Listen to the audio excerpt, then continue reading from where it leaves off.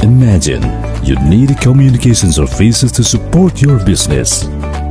In Medan, Padang, Palembang, Jakarta, Bandung, Yogyakarta, Semarang, Surabaya, Bali, Balikpapan, Makassar, in other cities. But you have no idea who the specialist in the industry is. Don't worry, introducing Breever, a collaboration platform for communication practitioners. Finding communication services now can be done in a single app. You can find your specialist too, create a press release, monitor media coverage, create an editorial opinion, arrange a hybrid event, document event in video or photo. Or maybe, want to chat directly to a specialist? Want to speak directly to specialists? Want to meet directly to specialists? Yes, you can. Use Breever on your favorite platform. Android, iOS, web. This is how Breever works. Post a project, pick a specialist, communicate and collaborate, pay in advance, or pay it later. Get the project done. Breever. Collaboration is in our hands.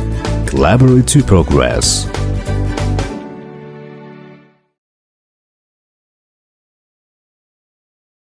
Oke, aku mulai buka ya untuk acara hari ini. Selamat sore teman-teman yang sudah hadir. Assalamualaikum warahmatullahi wabarakatuh. Senang sekali kita Breever kembali hadir untuk banyak sharing insight pada teman-teman sekalian. Yang hari ini di mana insight-nya akan berbicara banyak tentang media monitoring dan data analysis, how to transform your communication approach.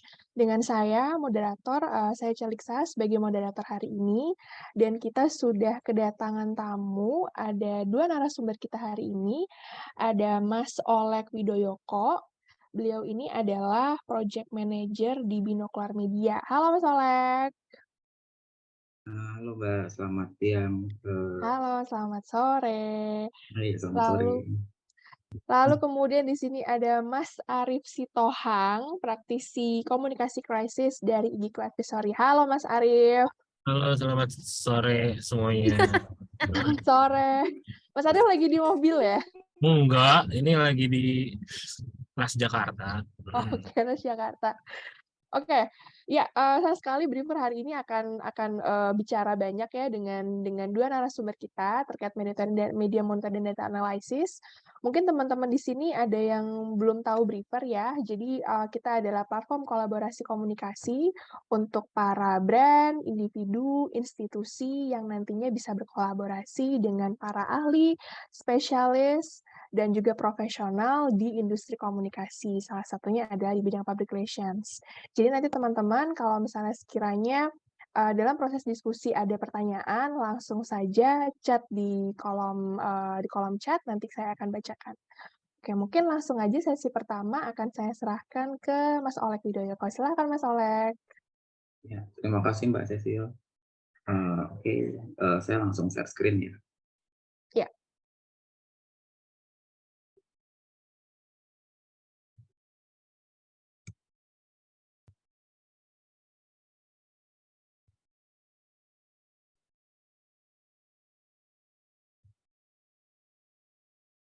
Ya, selamat sore teman-teman.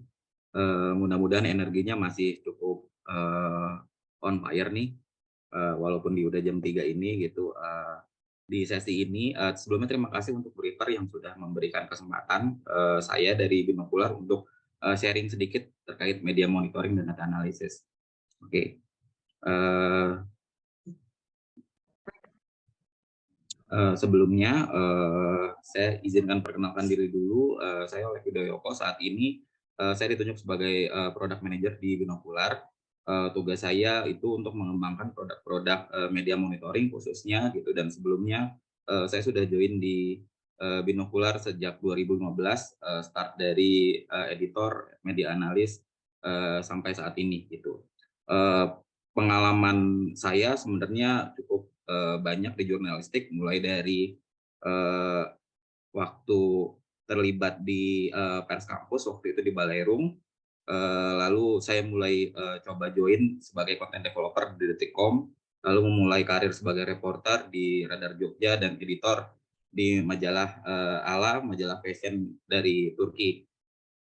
Oke, saya langsung mulai aja nih gitu untuk mempersingkat waktu. Jadi teman-teman pasti paham terkait media monitoring gitu kan gitu. Bahkan sebagian di sini mungkin sudah ada yang menjadi praktisi atau menggunakan melakukan aktivitas ini sehari-hari gitu. Kalau kita tarik ke belakang nih gitu, biar kita kenal dengan bagaimana evolusi media monitoring ini sudah cukup lama, dimulai dari Inggris gitu. Di tahun 1850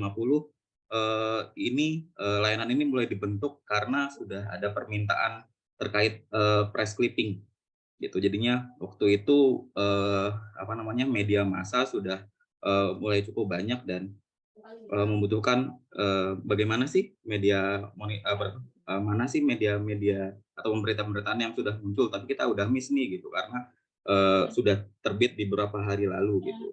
Nah, lalu ada mulai muncul agensi-agensi gitu yang melakukan layanan press clipping. Dan dari Inggris lalu di 20 tahun setelahnya bergeser ke Prancis gitu kan dengan layanan terkait buklet kumpulan data clipping gitu. Jadinya kalau kayak semacam almanak tapi ini pemberitaan media di koran gitu kan. Nah, seiring waktu mulai muncul monitoring televisi, kita pelaku-pelaku PR di tahun itu mulai membutuhkan monitoring televisi dan radio gitu. Walaupun prosesnya cukup manual karena ditonton lalu diberikan transkripnya gitu. Dan sudah masuk di era internet di tahun 1980-an, 1998 gitu. Kalau misalnya pernah dengar soal booming.com. Nah, media monitoring nih juga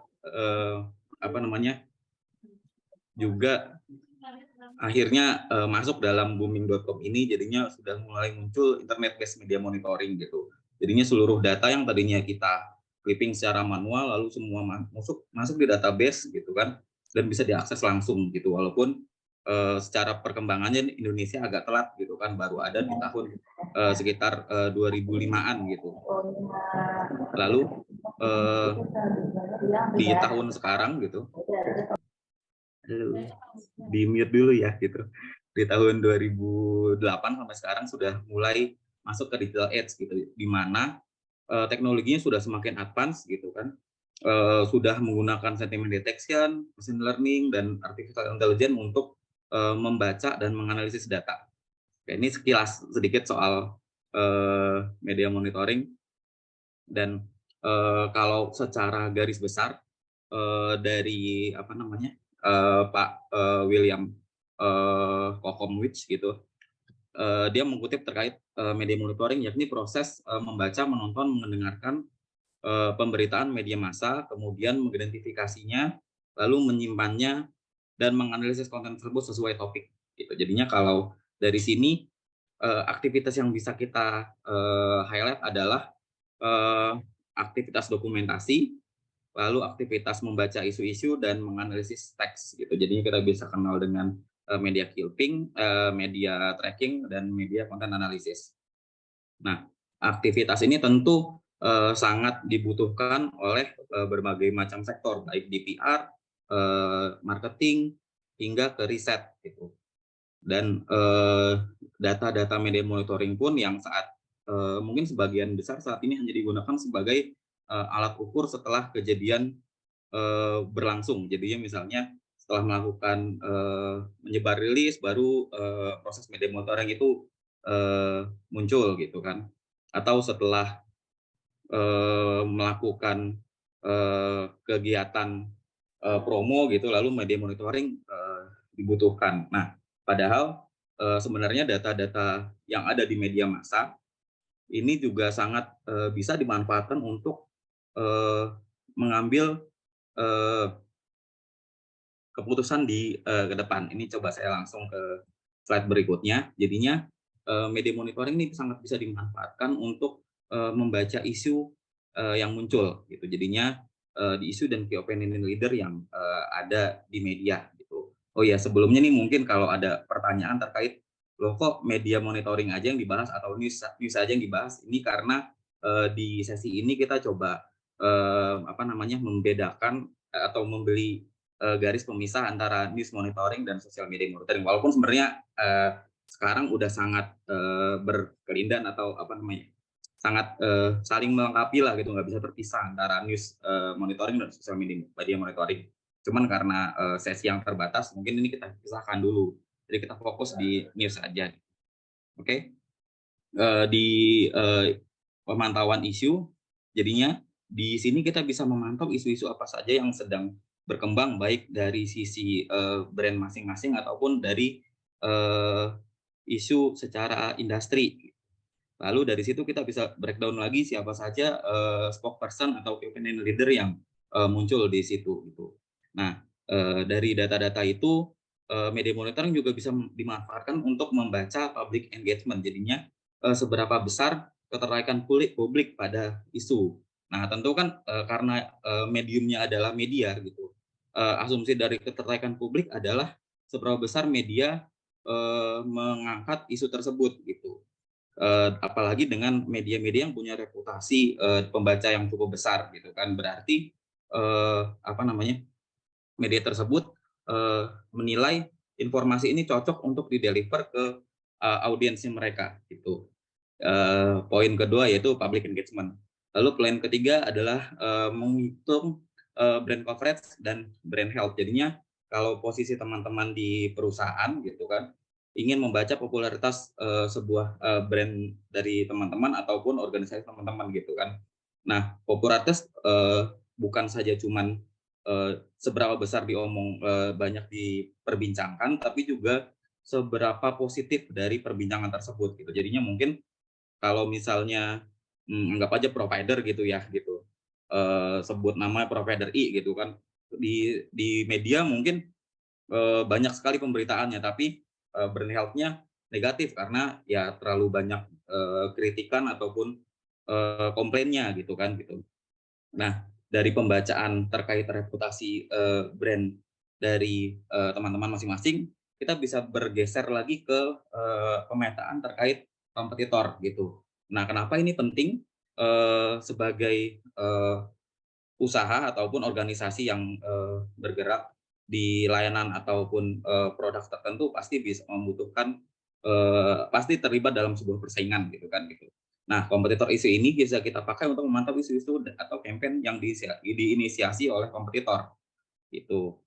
Nah, dengan itu kita juga bisa memberikan benchmark terkait apa saja sih yang harus dilakukan atau positioning kita gitu dengan kompetitor, apakah lebih jauh atau lebih dekat gitu. Nah, dari situ data media monitoring juga bisa kita pakai untuk mapping tren gitu. Pasti pertanyaan, apakah pemberitaan di media massa ini relevan untuk membaca tren, misalnya tren konsumen gitu. Oke, dari sini bisa kita lihat lagi bahwa apa yang diberitakan media adalah data-data yang sebenarnya juga yang data real yang ada di pasar. Misalnya, saya ambil sampel pemberitaan terkait industri otomotif gitu kan gitu. Misalnya data Gaikindo gitu kan. Gaikindo memberitakan bahwa pergeseran minat masyarakat terhadap seven seater nih udah bergeser ke city car gitu kan. Dari situ ada bisa poin-poin terkait tren konsumsi kendaraan gitu dari tahun ke tahun dengan data set yang panjang gitu, dengan rentang periode misalnya kita bisa mengukur dari tahun 2010 sampai saat ini gitu dengan data sumber pemberitaan dari Gaikindo aja gitu, itu kita udah bisa membaca tren bagaimana sih sebuah perilaku konsumen itu, perilaku konsumen mobil itu bergeser gitu kan, atau fitur-fitur apa yang banyak ditawarkan gitu, mulai dari yang dulunya fitur hybrid dikeluhkan karena misalnya bayar pajaknya mahal karena bayar pajaknya double gitu kan, sampai pemberitaan terkait isu mobil hybrid saat ini yang bakal dapat apa namanya subsidi gitu kan gitu. Nah, di poin kelima mapping trend. Lalu di poin keenam ini agak advance gitu kan, tentu dengan metode dan alat ukur yang lebih dalam, dan ini pun biasanya digunakan oleh para periset gitu kan gitu, dengan tools media monitoring gitu. Jadinya kalau ditanya bagaimana cara mengukur market perception gitu, ya kembali lagi kita harus punya metodologi dan apa namanya proses analisis yang tepat gitu kan gitu. Nah, di market perception ini kita mencoba memberi wawasan terkait persepsi publik dan tren pasar gitu. Nah, dari sini kita bisa membreakdown lagi dari manfaat-manfaat di media monitoring ini. Yang bisa kita highlight adalah company performance in communication gitu. Jadinya seberapa besar performa perusahaan kita di komunikasi gitu, dari sisi komunikasinya gitu, apakah cukup baik. Lalu yang kedua adalah untuk menangkap unik atau efektif konten apa yang disukain oleh media gitu kan, dari data-data yang cukup banyak, misalnya terkait pemberitaan misalnya isu krisis gitu ya, isu krisis terkait layoff di perusahaan digital saat ini gitu kan. Nah, ada unique key message atau apa namanya pesan-pesan yang cukup unik, sebenarnya positif tapi bisa kita highlight lebih dalam gitu. Nah, nanti akan saya coba contohkan di case studies yang ada di beberapa slide setelah ini gitu. Nah, di poin berikutnya yang bisa kita manfaatkan di data media monitoring tentu isu monitoring gitu. Jadinya isu asumsi saya isu itu sebagai sebuah hal yang resiprokal. Jadinya ada kemungkinan isu akan berulang lagi walaupun mungkin lokusnya akan beda ataupun apa namanya skalanya akan beda gitu. Tapi kemungkinannya seperti sama misalnya apa namanya terkait data krisis gitu. Misalnya kita mau membandingkan krisis di 2008 sampai saat ini gitu kan gitu. Nah, terkrisis pasti ada hal-hal yang justru bisa berkembang gitu, dan ini bisa kita manfaatkan pembacaan itu dari data media monitoring gitu. Lalu berikutnya adalah market insight dan market strategi. Jadinya sebagai data sekunder tentu pemberitaan di media massa ini bisa memberikan insight-insight atau menjadi bahan strategi untuk penyusunan data strategi perusahaan ke depan itu. Nah, ini contoh case study-nya. Ini mohon maaf ya agak kecepatan gitu, baru udah lewat baru 16 menit. Oke. Saya coba mau menjelaskan case study terkait layoff perusahaan digital gitu. Nah, dari data ini benar. Dari data ini saya coba pantau dari tanggal 1 Desember 2001 sampai hari ini gitu. Saya cut off tadi di jam 12 tadi gitu. Dan di sini mulai terlihat bahwa walaupun mulai muncul baru muncul di bulan Mei ya gitu, di Mei 26 isunya mulai naik gitu. Tapi sebenarnya selentingan-selentingan terkait ancaman layoff ini sudah mulai ada di tahun 2001 di Januari gitu kan, dengan mention yang cukup yang muncul terkait di Shopee dan Goto Group gitu kan. Nah, walaupun selentingan itu sebenarnya diamplifikasi dari kejadian di luar gitu, misalnya Shopee yang di Singapura mungkin yang melakukan layoff duluan gitu, dan waktu itu ada bantahan, oh enggak, di Shopee Indonesia tidak akan melakukan layoff gitu kan gitu. Tapi media sudah memberikan perhatian gitu. Lalu sampai di puncaknya gitu yang disebut sebagai winternya perusahaan digital gitu, itu di bulan Mei sampai saat ini gitu. Nah, itu baru mulai muncul apa namanya perusahaan-perusahahan yang silih berganti memberikan informasi terkait layoff. Nah, informasi ini tentu dari sisi PR mereka akan menyusun bagaimana sih siaran pers yang kira-kira bisa diterima dengan positif oleh media massa gitu. Tapi tentu saja kan apa yang kita sebarkan belum tentu akan diterima plek gitu kan oleh media. Pasti akan berubah angle-nya, misalnya kenapa itu terjadi. Jadinya ini bisa dilihat dari 5.322 artikel itu sentimen yang dinominasi oleh jadi tone negatif dengan keyword utama yakni pandemi, resesi, bubble, bangkrut, dan bakar uang. Gitu. Jadinya walaupun misalnya kita sudah memberikan positif message seperti misalnya pesangon, asuransi karyawan gitu, tapi itu diterima cukup sedikit gitu. Yang lebih banyak malah terkait soal bubble, bangkrut, dan bakar uang ini gitu. Nah, dari data media monitoring ini juga kita bisa melihat seberapa banyak sih atau brand-brand apa saja yang paling banyak di-mention gitu. Nah, dari sini terlihat data Gojek dan Tokopedia paling tinggi, lalu kedua adalah Zenius gitu. Lalu berikutnya adalah Link Aja, Shopee, JD, Ruang Guru, Tanihub, Cepat, Toko Kripto, sampai yang paling sedikit nih Coinworld. Lalu di bawah adalah tren sentimennya. Di sini juga terlihat bagaimana pergerakan sentimen dan pergerakan brand mention itu sama. Nggak tahu ini. Nah, oke. Apa tuh Mbak yang nggak tahu, Mbak? Nanti monggo ditanya aja kalau ada pertanyaan. Gitu. Lalu saya coba di analisis berikutnya terkait layoff.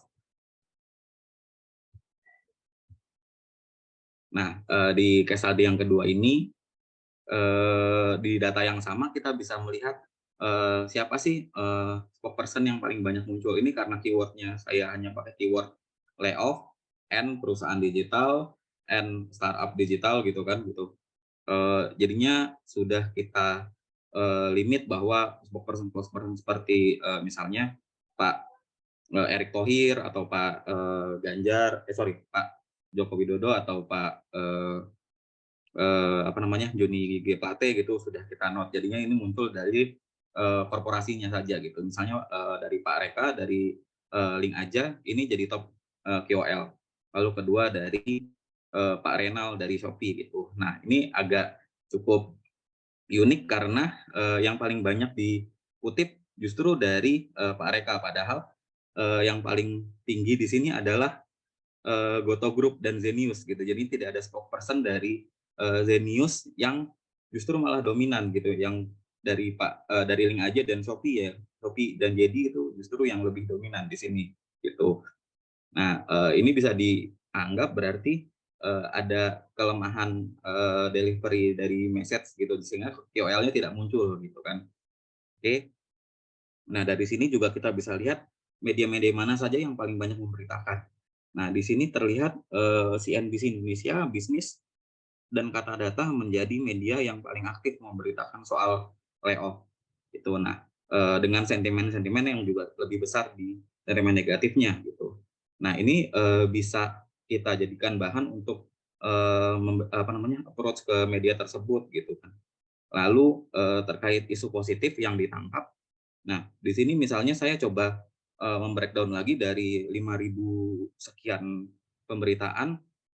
Nah, di media hanya menangkap 600-an atau 38 600-an percakapan terkait pesangon, yang asuransi karyawan sekitar 500-an gitu. Lalu isu yang cukup penting gitu misalnya terkait talent promoting hanya 45 artikel gitu. Padahal hal-hal seperti itu kalau misalnya diangkat lebih baik, ini bisa memberikan citra yang positif untuk perusahaan yang melakukan layoff. Nah, kira-kira di situ. Nah, untuk detail berikutnya soal case tadi nanti monggo bisa ditanyakan, nanti saya akan tunjukkan bagaimana cara kerjanya di dashboard secara live. Itu. Jadi kira-kira seperti itu aktivitas media monitoring yang cukup singkat gitu. Nah, di sini saya izin memaparkan sedikit terkait Binokular gitu. Binokular ini perusahaan media monitoring yang sudah mulai sejak awal 2010 gitu, dengan sejumlah produk yang sudah ada saat ini terkait Bino binokular atau Bino Premium kita sebutnya gitu. Ini layanan premium news monitoring dengan pendekatan curated news clipping. Jadinya semua berita kita kurasi dibaca orang gitu kan gitu. Lalu kita customize sesuai kebutuhan klien. Nah, berikutnya adalah data news density. Tadi datanya sudah saya tunjukkan, ini big data media monitoring tools yang mengintegrasikan monitoring media massa dan media sosial. Lalu untuk yang fokus di sosial medianya, kita punya 2 tools, yakni Sosindex dan Socioscreen. Perbedaannya yang satu lebih pengukuran percakapan, reputasi, yang satu kita membuat tools yang ditujukan untuk praktisi digital marketing. Jadi kita tawarkan itu database campaign dari berbagai brand di Indonesia gitu. Kita data gitu. Lalu sosial influencer yang aktif di Indonesia berikut dengan rate sampai campaign-campaign yang sedang dilakukan atau sedang dikolaborasi gitu dengan brand. Lalu berikutnya ada infogram atau Jangkara ID. Nah, ini layanan riset digital untuk mengkombinasikan data kuantitatif dengan analisis industri secara kualitatif gitu. Jadinya semacam report mendalam terkait industri gitu. Lalu juga ada Jurnal dan ID, ini media mengintegrasikan teknologi IT dan multimedia gitu. Jadinya kita mengklaim Jurnal.id sebagai media Web3 pertama di Indonesia. Saya kira seperti itu. Terima kasih untuk pertanyaan lebih lanjut bisa kontak saya di WhatsApp ini. Kira-kira begitu. Ini Mbak Cecil mau langsung ke Mas Arief atau bagaimana? Oke, thank you Mas Olek untuk pemaparannya. Teman-teman yang mungkin sudah punya pertanyaan bisa langsung di-drop ya di kolom komen sambil kita akan lanjut ke sesi yang kedua gitu ya, ke Mas Arief Sitohang. Oke. Silakan Mas Arief. Izin share screen ya. Ya, silakan. Mana ya? Nggak jadi ya. Ini dia. Kelihatan nggak? Ya, aman Mas, kelihatan. Oke, selamat siang semuanya. Assalamualaikum warahmatullahi wabarakatuh. Perkenalkan, nama saya Arief Sitohang. Saya praktisi komunikasi di IGICO Advisory. Saya sendiri spesialisasinya adalah krisis communication sebetulnya. Jadi tadi Mas Olek udah memberikan pengantar apa sih media monitoring itu dan apa kegunaannya secara general. Nah, di sini saya akan masuk bagaimana kegunaannya dari sisi klien ataupun dari sisi konsultan. Kenapa media monitoring ini menjadi hal yang fundamental bagi kegiatan komunikasi ataupun juga praktik komunikasi di corporate ataupun di organisasi ataupun bahkan di beberapa individu yang membutuhkan layanan ini juga ini menjadi penting. Kenapa hal itu bisa terjadi? Karena untuk bisa membangun satu strategi komunikasi yang komprehensif ataupun benar-benar sesuai dengan kebutuhan, maka dibutuhkan riset yang mendalam. Riset yang mendalam itu mungkin kalau kita basicnya kita bisa menggunakan apapun. Tadi Mas Olek sudah menceritakan bagaimana teknologi dari zaman batu 1890 sampai yang sekarang udah zaman digital, bagaimana teknologi itu semakin memudahkan kegiatan media monitoring ini. Dari yang tadinya mungkin nyambung sedikit dari cerita Mas Olek, saya ingat waktu itu tahun pertama kali saya bekerja di industri ini sekitar tahun 19 lagi, tua banget, enggak, tahun 2012 kalau nggak salah atau 2013, itu teknologinya masih menggunakan manual, clipping koran. Jadi clipping koran, ada beritanya itu baca semua koran-korannya. Jadi kalau kita langganan 20 koran, mungkin waktu itu masih banyak ya, sekarang kan tinggal sedikit koran. Halamannya juga banyak. Itu koran dibaca-bacain tuh setiap pagi, digunting-guntingin, mana aja yang terkait dengan klien-klien kita, mana aja yang terkait dengan industri, ataupun manapun terkait dengan kompetitor. Semua kita guntingin, kita clippingin, terus kita waktu itu masih tempel ke kertas, bentuk bener-bener kayak bikin clipping. Kalau kalian pernah di SD ataupun di SMP, di SMA, mungkin pernah bikin clipping berita, ya seperti itu kira-kira. Tetapi kalau waktu itu mungkin terbatas di 1 atau 2 koran, kalau ini kita benar-benar mencakup semuanya. Jadi benar-benar gimana caranya kita bisa dapat sebanyak-banyaknya informasi dari berita. Habis itu baru kemudian kita coba di digitalnya, news online-nya. Kita lihat pertama mungkin di googling dulu, kita indeks apa aja berita-berita sesuai dengan keyword yang kita butuh, dan kemudian baru kita masukkan ke dalam clipping tapi versi online. Nah, itu dari situ bisa dibayangkan waktu kerjanya itu bisa berjam-jam. Waktu itu layanan untuk digital media monitoring seperti binokular itu masih jarang ada yang punya teknologinya. Jadi kalaupun ada, mahal banget. Jadi kebanyakan klien kami ataupun korporat itu masih enggan menggunakannya, bukan karena tidak mau, tapi waktu itu harganya masih sangat mahal karena memang dibutuhkan resource yang banyak untuk bisa mendapatkan informasi yang dibutuhkan. Hingga akhirnya datang teknologi, kemudian banyak tuh mulai bermunculan pemain-pemainnya. Ada binokular, ada yang lain-lainnya, mereka menawarkan banyak fitur di situ. Tapi intinya sama, mereka menawarkan news monitoring di situ. Ada yang digabung dengan media sosial, ada yang khusus memang untuk media digital, ataupun khusus untuk misalnya TV, ataupun yang lainnya. Nah, kemudian dari situ saya akan pindah ke slide berikutnya. Nah, ini ada problem yang harus diselesaikan di tingkat korporatnya ataupun perusahaannya. Pertama, kebanyakan kita ketika mendapatkan informasi yang hanya sepenggal ataupun satu berita, yang mungkin hanya dikirimkan oleh si pembuat berita, itu kita langsung mempunyai asumsi. Asumsinya itu nggak pernah berdasar. Karena kita nggak pernah tahu seberapa banyak berita serupa itu ada.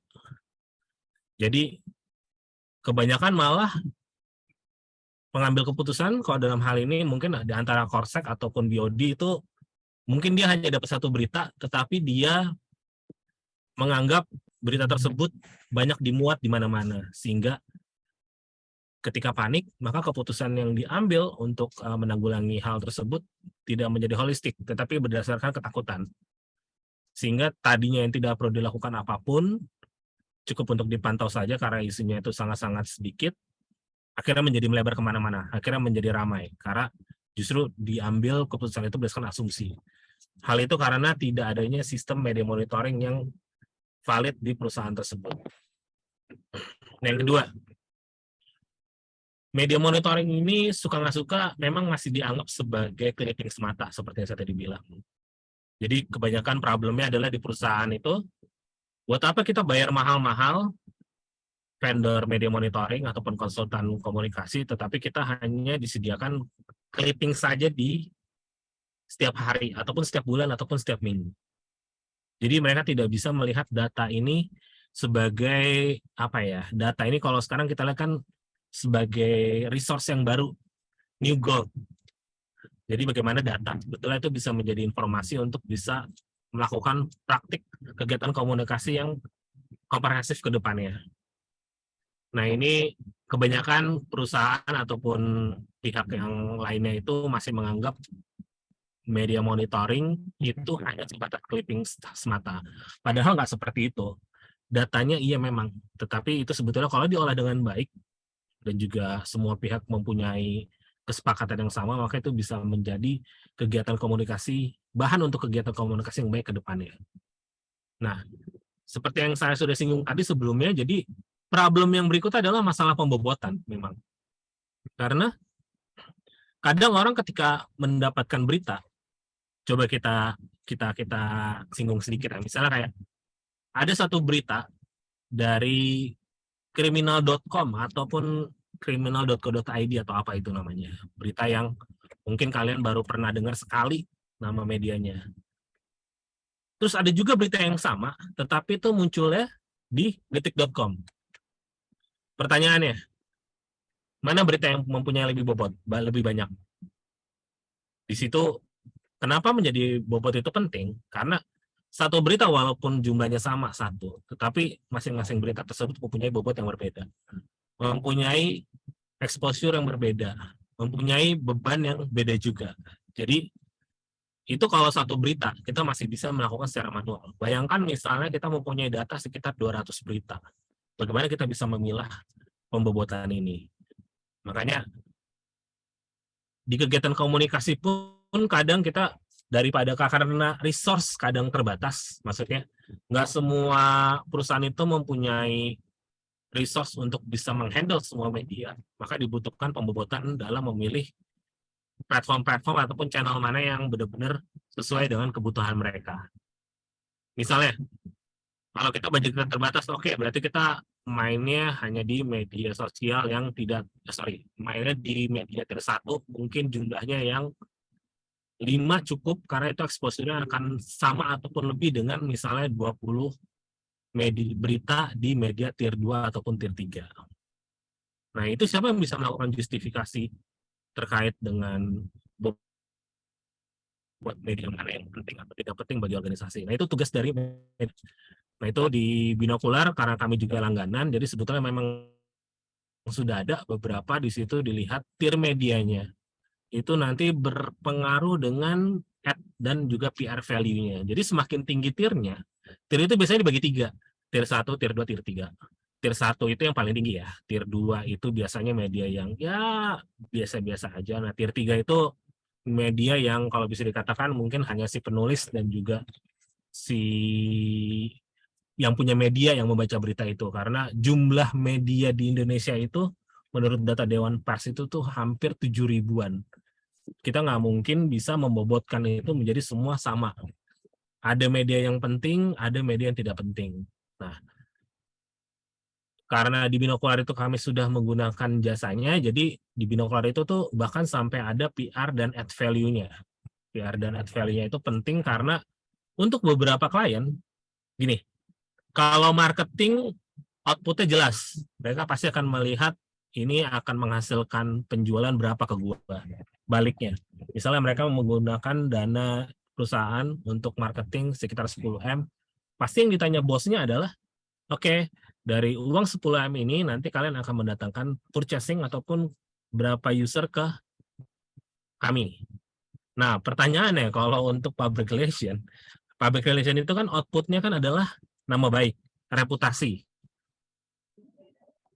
Agak susah mengkuantify reputasi. Bagaimana kita mengkuantifikasi suatu reputasi? Nah, biasanya yang dibutuhkan oleh bos ataupun juga dari BOD ketika terkait ada hal tersebut, mereka akan meminta, oke, PR value-nya berapa dari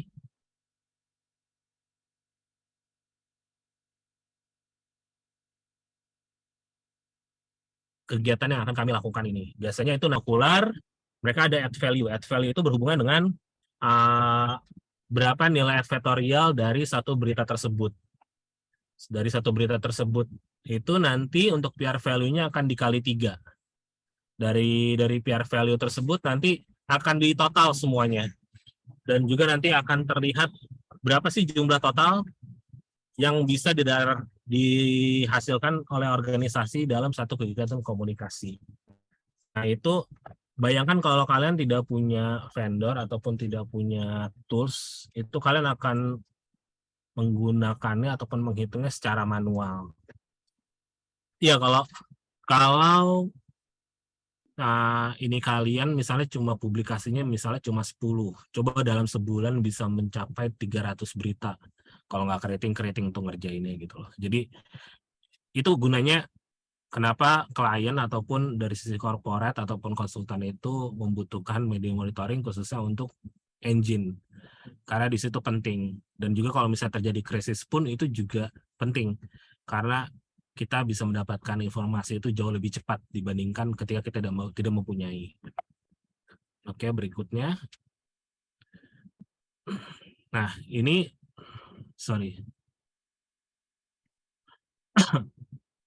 ini study case-nya karena tadi sudah dikasih contohnya, saya akan bicara soal study case. Biasanya apa sih yang kami sering hadapi di corporate terkait dengan hal ini?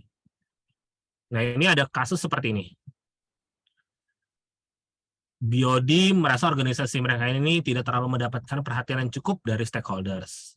Nah, ini mereka menginginkan hal ini segera dibenahi. Kemudian perusahaannya sebut saja, ingin mengetahui berapa banyak berita yang memuat mengenai perusahaan Y, berapa banyak mereka sering muncul di media, dan juga berapa banyak kompetitor sering dimuat, dan juga tentu saja bagaimana industri terkait itu beritanya seberapa banyak. Nah, ini kalau kalian sebagai PR di perusahaan tersebut, data dan rekomendasi apa yang akan berikan? Jadi, Shell ini boleh dijawab sih sebetulnya sama kalau ada yang mau bantu jawab, nggak apa-apa, silakan. Oke, silakan teman-teman mungkin ada yang mau mengemukakan pendapat. Nanti yang bisa jawab dikasih voucher Starbucks sama Sally. Boleh. Siapa mungkin teman-teman ada yang mau jawab? Mau coba jawab mungkin? Masih malu-malu Mas Arif. Oke, nggak apa-apa. Sebetulnya yang harus dilakukan itu pertama, satu, tentu menyusun keyword. Keyword itu misalnya kita sebut saja industri ini perusahaan asuransi ya. Misalnya perusahaan asuransi. Perusahaan asuransi yang baru masuk mungkin 1-2 tahun beroperasi di Indonesia. Kemudian mereka merasa bahwa kenapa ya, kayaknya kita tuh jarang muncul di media, kita jarang diundang di acara-acara stakeholders, ataupun kayaknya kita jarang dapat award nih. Kenapa gitu? Jadi, tapi untuk berangkat dari titik itu mereka harus punya data dulu nih sebetulnya. Dan kemudian tim PR biasanya akan menyusun keyword terkait dengan industri tersebut, karena di sini asuransi, maka mereka akan menyusun misalnya asuransi di Indonesia, seperti itu. Nanti akan keluar tuh semua data-datanya. Nah, tapi itu kan sangat generik ya keywordnya. Keywordnya pertama tentu keyword nama organisasi tersebut, kemudian nama kompetitornya juga harus dimasukin semuanya untuk nanti dipilah-pilah. Ternyata kompetitor A itu yang market leadernya itu berbanding lurus, ternyata mereka market leader, dan juga mereka menjadi media daring di media. Itu bisa menjadi tolak ukur bagi tim PR untuk oke, kita akan dorong kegiatan PR kita supaya nanti kita juga bisa mendorong kita menjadi market share kita semakin naik. Itu ada basis datanya. Nah, kemudian yang paling penting adalah industri juga harus dipantau. Industri dalam hal ini kita harus lihat. Karena perusahaan itu biasanya berhubungan erat dengan stakeholder lain, dalam hal ini adalah pembuat kebijakan. Bisa kalau industri perbankan tentu stakeholdersnya ada OJK, ada pemerintah, ada Bank Indonesia, ada dan sebagainya. Itu juga harus dipantau. Kenapa harus dipantau? Karena gini, ketika regulator melakukan membuat aturan ataupun mereka melakukan sounding ke media terkait perubahan yang akan mereka lakukan, tentu bahan ini bisa menjadi masukan kepada BOD ataupun pihak internal dalam nanti melakukan keputusan, baik itu terkait keputusan bisnis ataupun juga keputusan yang berkaitan dengan kegiatan komunikasi. Itu penting dilakukan. Contoh, misalnya ketika di industri perbankan misalnya, ataupun asuransi, kita bisa lihat, baru-baru ini kan ada P2SK ataupun undang-undang perbankan yang baru. Di situ kan akan ada beberapa perubahan. Dan itu tentu informasi banyak didapatkan dari media juga.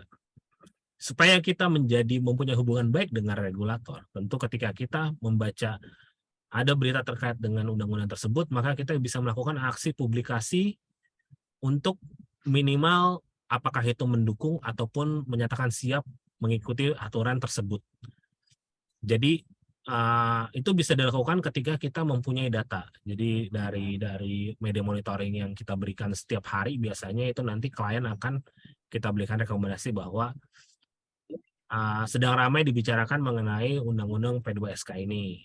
Ada baiknya misalnya Bank A melakukan aksi publikasi yang mendukung ataupun siap untuk mengadaptasi aturan tersebut sehingga ini membuat jadi industri perbankan menjadi jauh lebih sehat.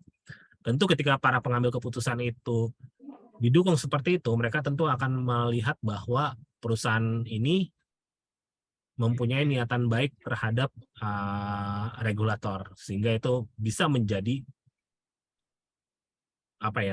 bisa menjadi satu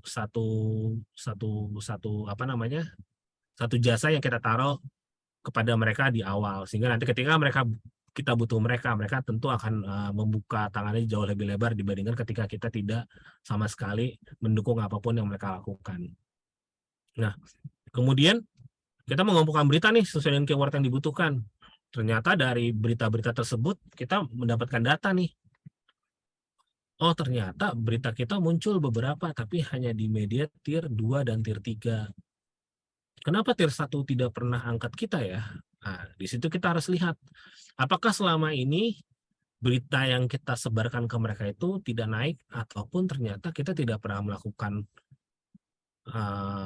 kegiatan dengan melibatkan media. Dalam hal ini misalnya, kegiatan yang paling dasar di media tentu kita kalau ada preskon kita undang media.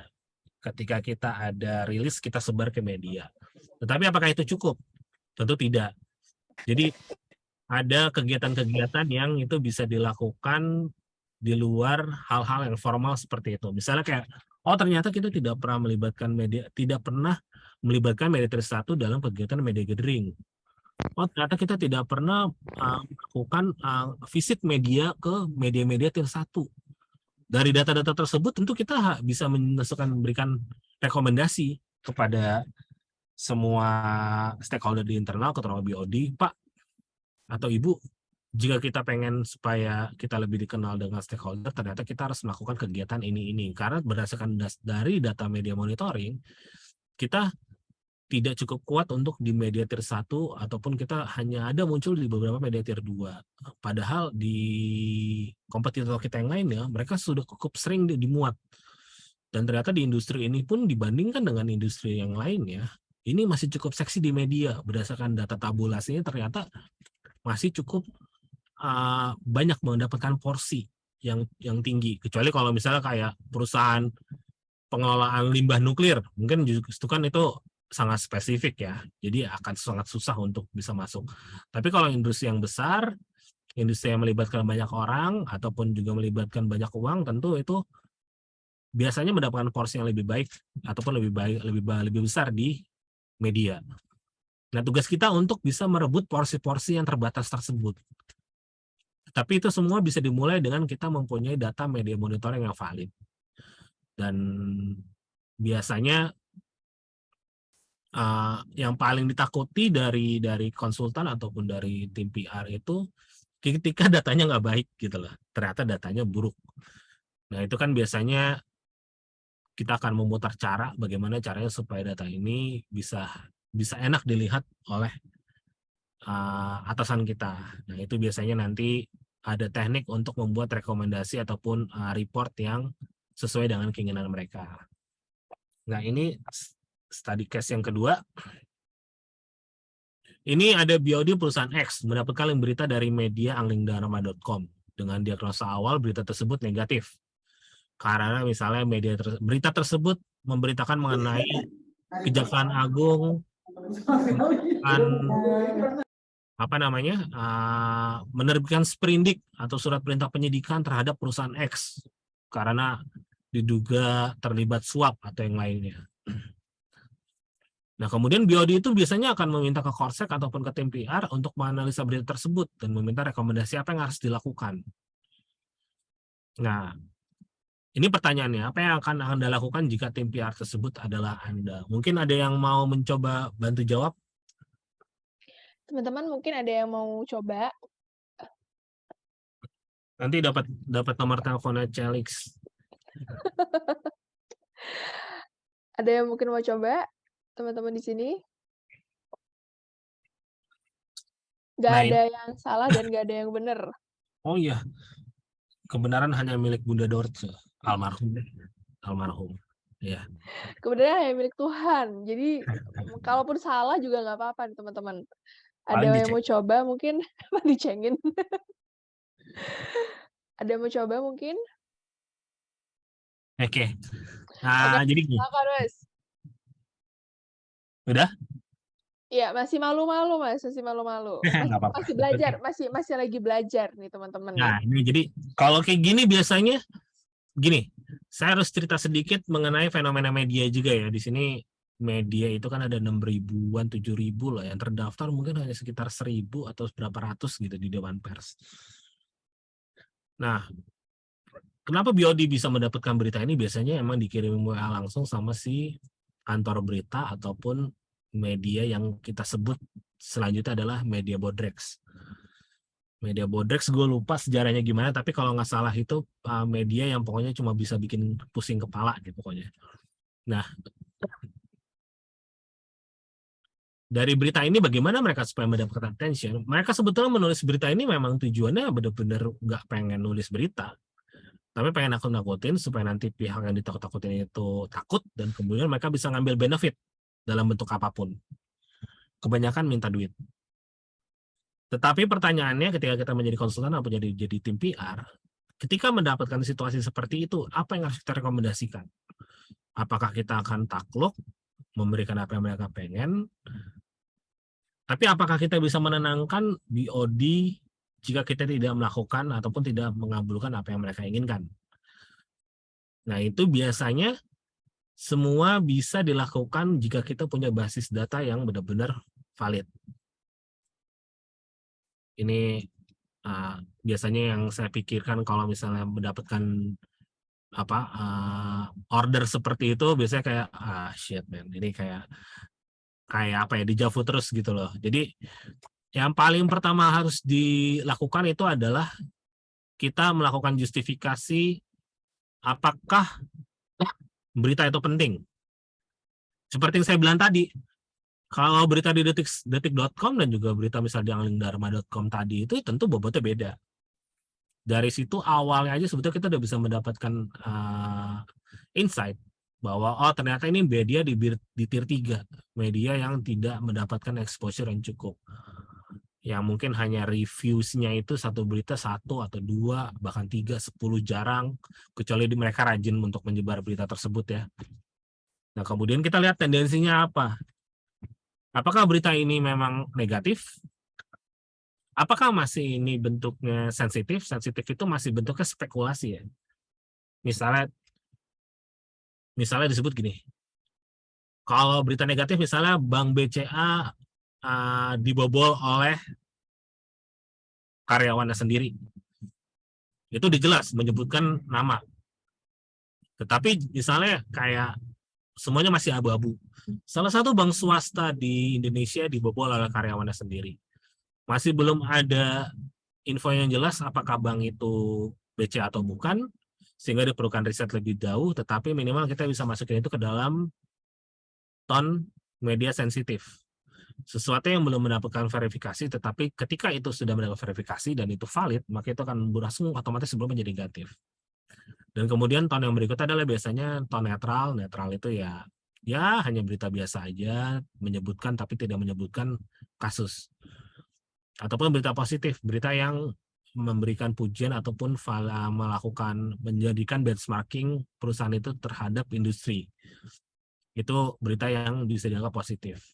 Apakah tendensinya itu negatif? Ketika negatif tentu kita harus memberikan media alert, memberikan report kepada tim dan juga kepada atasan bahwa ada satu berita negatif dari media tier 1, katakan seperti itu. Dan kemudian langkah berikutnya mesti dilihat juga siapa penulisnya. Siapa penulis ini juga penting, karena biasanya tren ketika misalnya ada satu orang yang memang sudah mengincar satu organisasi dan itu dilakukan berulang-ulang kali, maka kita akan bisa mengambil kesimpulan bahwa media A dengan si penulisnya ini katakanlah si Fulan, ini memang mempunyai kecenderungan untuk selalu menuliskan berita-berita negatif terkait dengan organisasi kami. Sehingga memang tidak perlu dilakukan penanggulangan lebih lanjut, Tetapi mungkin kita bisa melakukan beberapa langkah hukum, misalnya kayak mengadukan ini ke Dewan Pers atau yang lainnya, karena sudah berupa insinuasi. Nah, yang paling penting adalah bisa kita melihat apakah berita ini penting. Penting di sini adalah apakah jika berita ini didiamkan saja, itu justru akan merupakan satu langkah yang jauh lebih bijaksana dibandingkan kita melakukan aksi komunikasi. Dalam hari ini mungkin kita bisa melakukan hak jawab, ataupun menyebar siaran pers, ataupun melakukan melakukan komunikasi informal dengan media tersebut. Nah, itu juga harus menjadi tugas dari tim PR untuk melakukan analisa tersebut. Apakah berita ini penting atau tidak penting. Nah, kuantifikasi juga menjadi penting ya.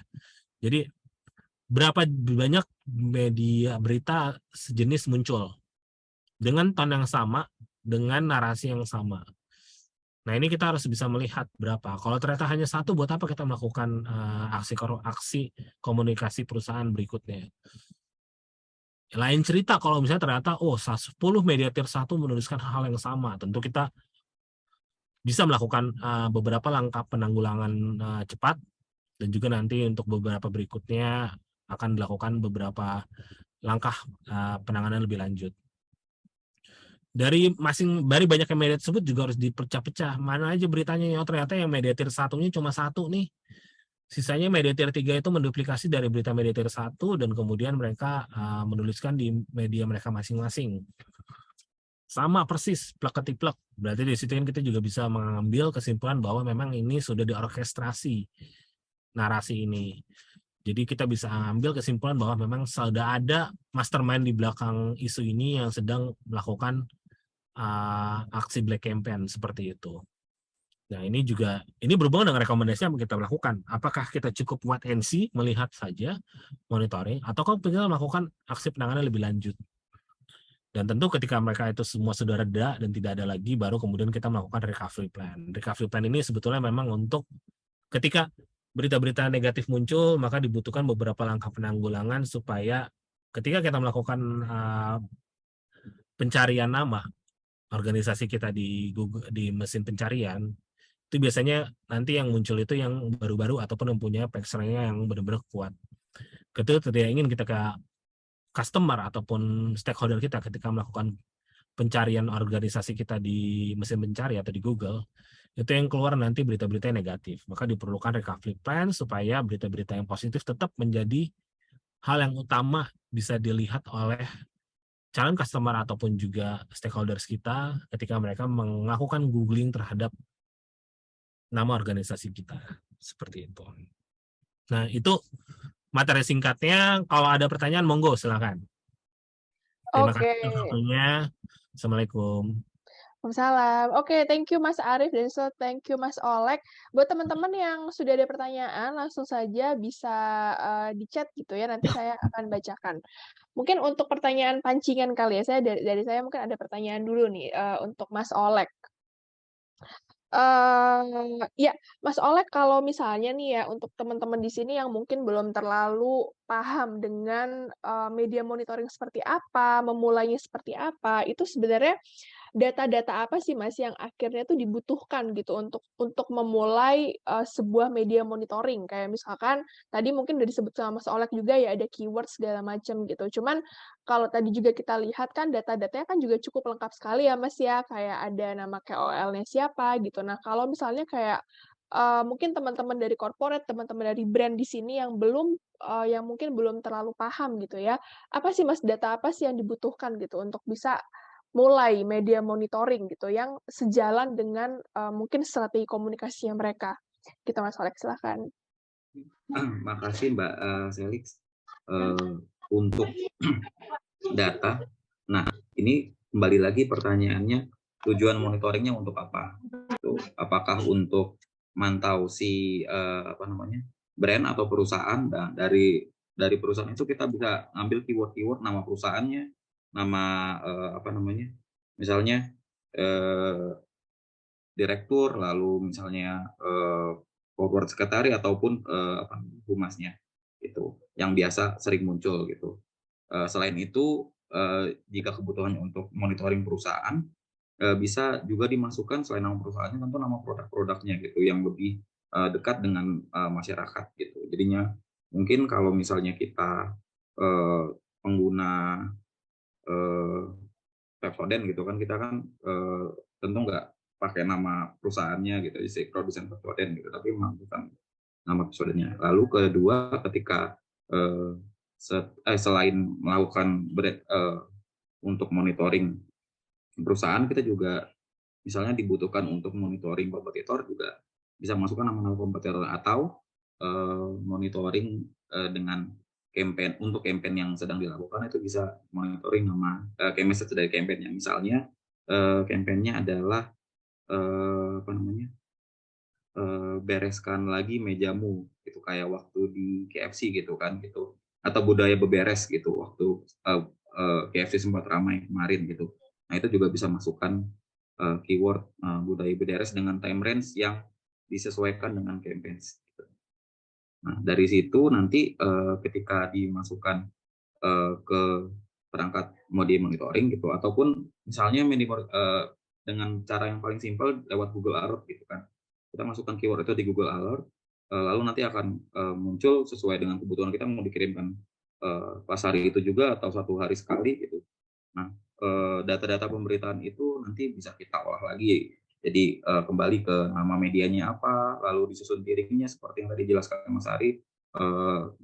Kita ambil nama reporternya gitu, lalu bisa kita breakdown lagi ke lewat pengukuran kualitas kontennya, apakah isu kampanye misalnya budaya beberes itu masuk di paragraf pertama kah, ataupun di judulnya bahkan kalau perlu gitu, atau sama sekali nggak diambil gitu. Lalu juga dengan data yang misalnya yang kita subscribe di Google Alert itu, kita langsung bisa tentukan sentimennya gitu. Nah, itu proses tentu manual kan, kita copy artikelnya gitu. Nah, atau mungkin kalau di media cetak kita typing lagi gitu secara manual seperti yang dahulu pernah dilakukan oleh Mas Arief. Nah, kira-kira itu sih, Mbak. Oke, berarti sebenarnya kita harus tahu ya di objektifnya apa dulu nih ya, karena kalau misalnya kita bicara media monitoring kan luas ya, sangat luas ya. Kalau misalnya kita nggak tahu objektifnya apa, takutnya nanti keyword-keywordnya juga nggak cocok gitu ya Mas Olek ya, dengan apa yang sebenarnya ingin kita tahu gitu ya Mas Olek ya. Oke, nah lalu kalau misalnya kita kembalikan lagi ya ke communication crisis gitu, karena tadi Mas Arief juga sudah banyak sekali bicara tentang komunikasi krisis. Untuk pengelolaan monitoring krisis sendiri, itu kira-kira itu seperti apa sih Mas gitu? Kayak misalkan dibutuhkan waktunya berapa lama gitu? Mungkin saya lihat juga ada teman-teman dari instansi pemerintah di sini, kemudian juga saya lihat juga ada teman-teman brand di sini gitu. Kira-kira gimana sih Mas untuk pengelolaan krisis dalam sebuah media monitoring gitu? Kira-kira prosesnya tuh kayak mungkin berapa lama gitu? Karena kan biasanya kalau kita bicara krisis kan semua orang panik ya Mas Olek ya gitu. Semua orang panik, BOD pasti panik gitu. Nah, gimana sih kayak apakah teman-teman Medmon standby 1x24 jam atau kayak gimana? Gimana tuh Mas proses pengelolaannya Mas kalau sedang krisis? Nah, kalau krisis itu sebetulnya itu situasi ya, situasi ketika hal yang masih jadi isu itu sudah eskalasinya meningkat. Jadi sebetulnya yang perlu digarisbawahi di sini adalah bagaimana kita mengelola isu. Isu dalam hal ini adalah hal-hal yang biasa muncul berkaitan dengan organisasi atau perusahaan kita, tetapi itu tendensinya mungkin masih belum ditentukan biasanya awalnya. Jadi seperti biasa kita udah bikin keywordnya, biasanya kita kirim ke Binokular ataupun ke vendor media monitoring. Oke, kita mau di monitoring terkait dengan keyword ini A, B, C, D, E semuanya. Tetapi nanti mereka mempunyai mekanisme untuk memilah ketika berita itu muncul, apakah itu masuk negatif, netral, ataupun positif. Positif sama netral no isu ya. Itu bukan hal yang bagaimana. Nah, pertanyaannya bagaimana ketika ada berita negatif? Berita negatif itu biasanya muncul nanti, kita kan nggak mungkin ya melototin engine ataupun melototin laptop itu 24 jam. Jadi biasanya memang itu ada mekanismenya, biasanya kita tanya dulu ke vendor. Kalian ada fitur media alert nggak? Media alert itu ketika berita negatif muncul, maka itu akan langsung dikirimkan melalui WA ataupun melalui email. Jadi nanti ada sistem pop-up muncul. Lebih baik gini, berita yang tadinya kita pikir itu negatif ternyata enggak, itu jauh lebih baik muncul dibandingkan kebalikannya. Kita pikir nggak negatif ternyata negatif. Nah itu memang dibutuhkan. Jadi handphone saya tuh biasanya kalau lagi biasa-biasa aja tuh dari vendor itu nggak pernah dicat tuh biasanya, sepi aja kan. Bisa dicat nanti kalau invoice sudah terbit gitu lah. Tapi biasanya kalau ada berita negatif biasanya nanti akan muncul tuh masuk. Oke, ada berita ini, nanti ada summary-nya, nanti ada link-nya. Nanti baru dari tugas dari tim media monitoring untuk membuka dan menganalisa. Dan nanti baru kita memberikan media alert nih ke klien ataupun ke pihak internal. Media alert ini untuk supaya mereka minimal aware dulu nih pertama. Jadi di situ nanti biasanya ada rekomendasi yang kita sediakan. Dari berita ini kita rekomendasikan seperti ini dan beserta biasanya standby statement jika ada media yang melakukan follow up. Jadi seenggaknya dari satu file itu yang dikirimkan mungkin paling lambat 1 jam setelah berita itu muncul, dari pihak klien ataupun dari pihak korporat sudah memegang bahan untuk apa yang mereka lakukan berikutnya. Dan kemudian nanti tentu kalau misalnya itu beritanya eskalasinya cukup tinggi, mungkin nanti akan muncul berita-berita negatif lainnya. Nanti biasanya dalam beberapa jam kita akan melakukan rekapitulasi. Ternyata dalam 3 atau 4 jam ataupun 6 jam ini sudah dimunculkan berita negatif sebanyak katakanlah 10 atau 20 ataupun sebut aja berapa. Nah, dari kebanyakan itu nanti kita akan lihat tuh, oh ternyata media tier 1 udah menaruh perhatian penuh nih terhadap isu ini. Sehingga kita akan merekomendasikan kepada mereka, oke, kita bisa membuat siaran pers untuk meluruskan ataupun menjawab dari isu negatif yang muncul tersebut. Jadi semuanya itu dimulai dengan monitoring yang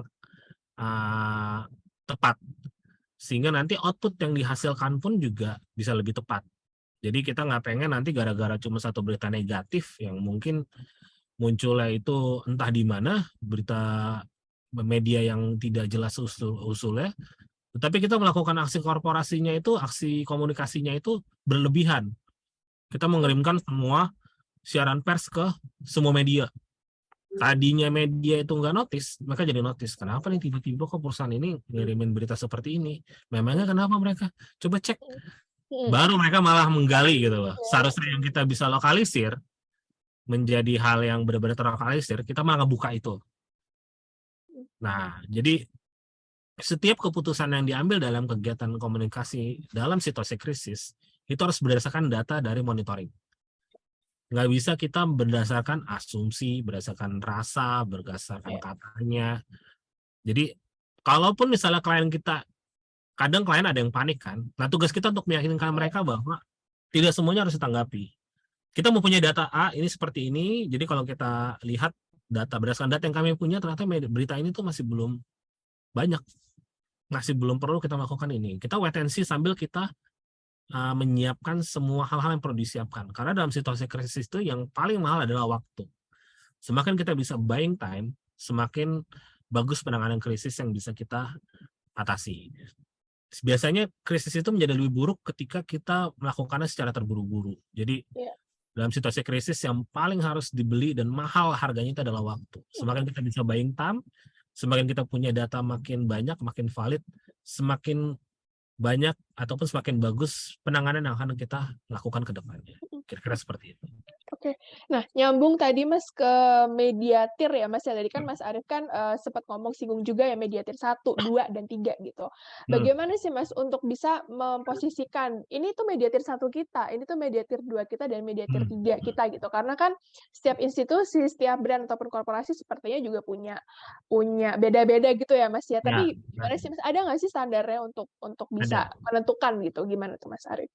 Biasanya kalau kita biasanya diskusi dulu dengan klien ataupun dengan vendor. Vendor biasanya memberikan nanti data umumnya pada umumnya. Data pada umumnya itu adalah media biasanya tier 1, tier 2, tier 3 itu berdasarkan jumlah pembaca ataupun jumlah cakupannya. Jadi media kan secara basic itu ada media nasional, ada pun juga media lokal. Iya. Hampir pasti itu biasanya yang media tier 1 itu adalah media nasional. Kemudian tingkat yang keterbacaannya lumayan tinggi atau sangat tinggi, seperti detik.com, seperti Tribun, seperti Pikiran Rakyat itu juga ajaib tuh bisa masuk 3 besar. Dan juga ada beberapa media lainnya, Liputan 6, Kumparan, seperti itu. Media yang memang sudah secara nasional diketahui luas oleh publik. Tetapi di sini juga ada hak veto sebetulnya. Hak veto dalam artian ada beberapa misalnya kayak institusi tambang besar, mereka kan beroperasinya tidak di nasional, maksudnya mereka beroperasi di satu daerah gitu loh. Jadi kita juga bisa memberikan pertimbangan kepada mereka, walaupun ini secara pemberitaan kecil, tidak secara nasional, tetapi ternyata di daerah mereka melakukan operasi, kegiatan operasi mereka itu, media lokal ini merupakan media yang paling menjadi media paling dibaca oleh masyarakat sekitar, ataupun media yang benar-benar menjadi rujukan dari pemerintah sekitar. Kita bisa memasukkan itu ke dalam media tier 1. Karena itu berdasarkan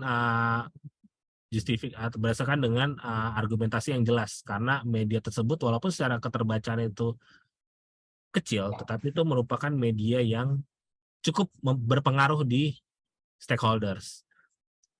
Begitu juga dengan kantor ataupun korporasi yang di satu institusi. Kita sebut aja misalnya kayak kalau di perbankan, Infobank itu walaupun secara media itu bukan media yang general, tetapi itu media spesifik, bicara soal keuangan dan juga perbankan, kita tetap masukkan itu menjadi media tier 1.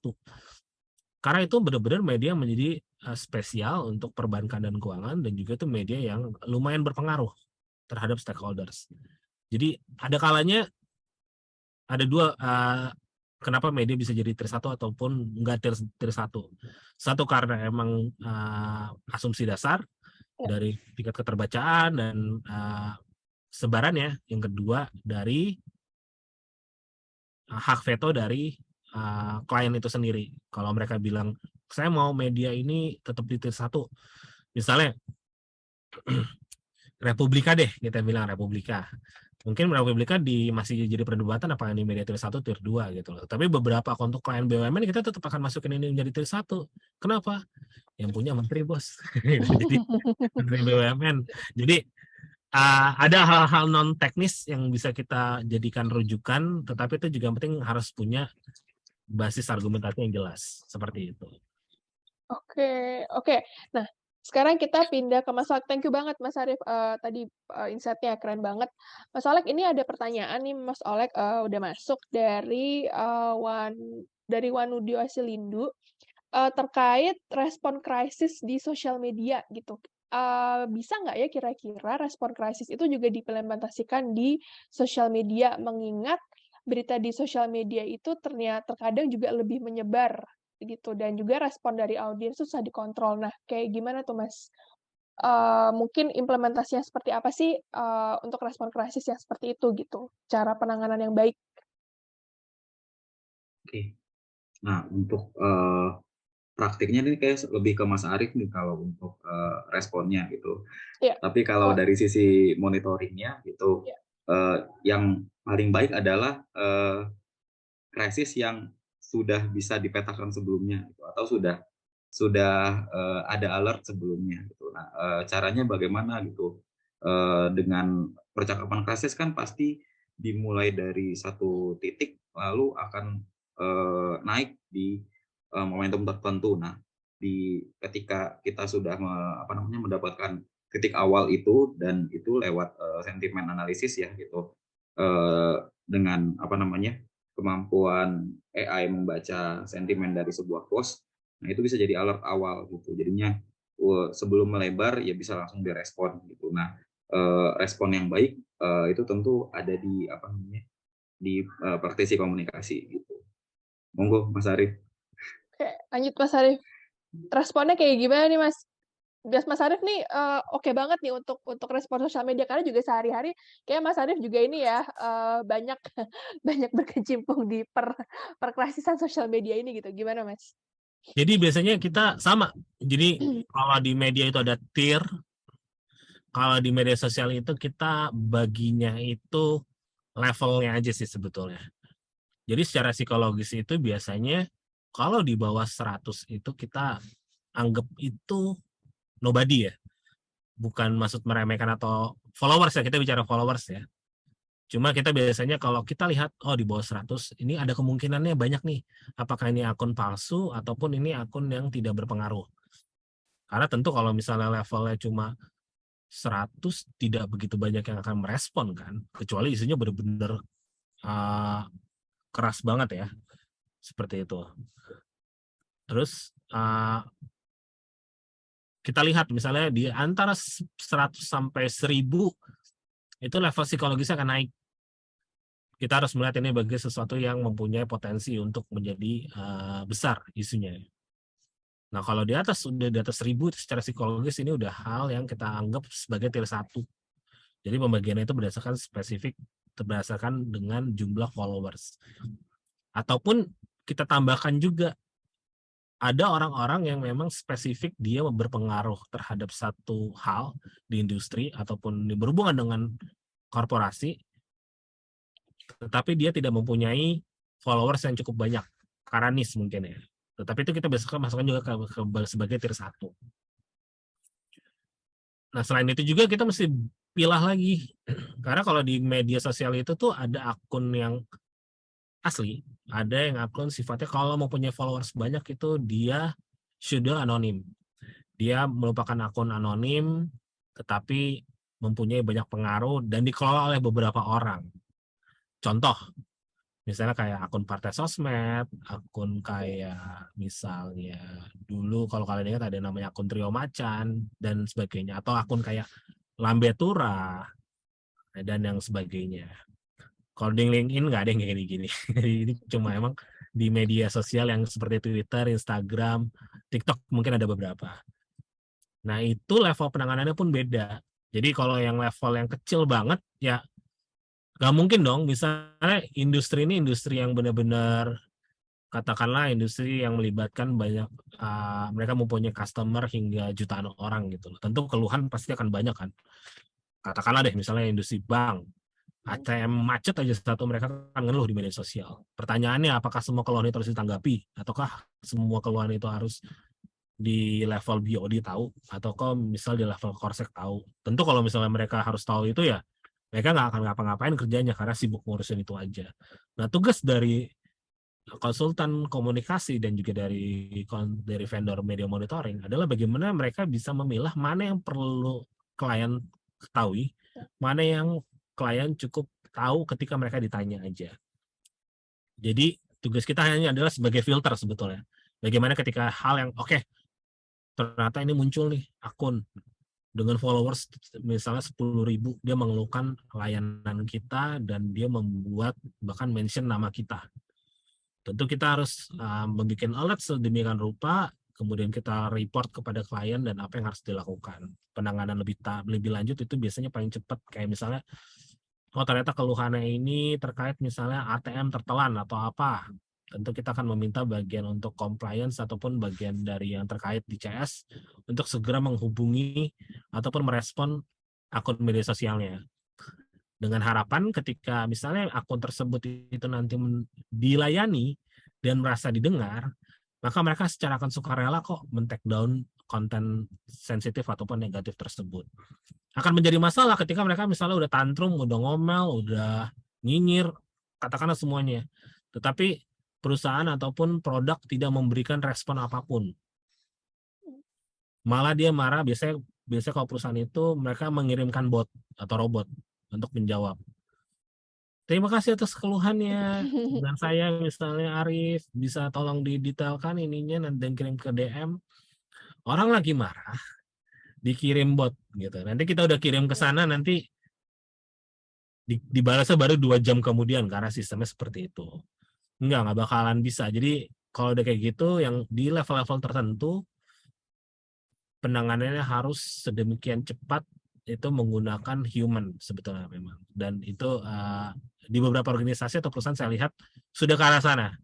Jadi untuk orang-orang tertentu, bahkan keseluruhan ketika ada komplain apapun, mereka cepat menanganinya. Karena ketika tidak ditangani dengan baik, itu akan menjadi hal yang presiden buruk.